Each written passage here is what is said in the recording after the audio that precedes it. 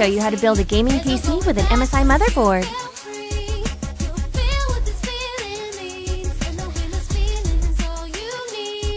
This is the MSI GD65 gaming motherboard.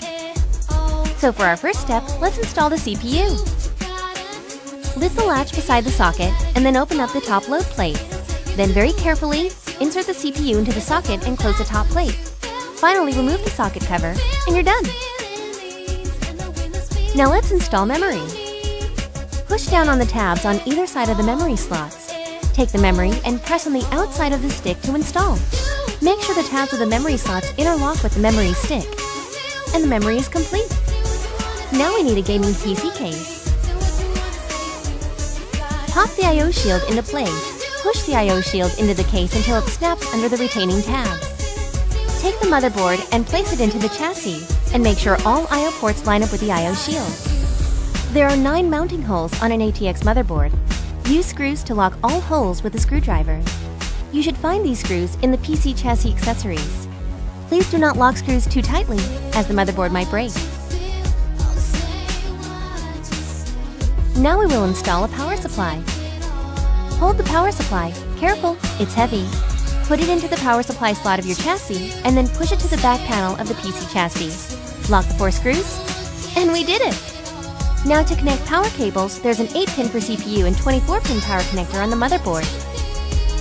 Let's install the all-in-one liquid cooling system. Connect the fan connector of the liquid cooling to the CPU fan header on the motherboard. Put the water block with thermal grease on the CPU. Then lock all screws around the CPU socket. Please make sure all of these screws have been properly fastened to provide the best thermal performance. Put the radiator with cooling fan on the back side of your PC chassis, the side with the tube at the top side of the system. Mount the radiator to the PC chassis with 4 screws. We finished the CPU cooling system. Let's install the SSD now.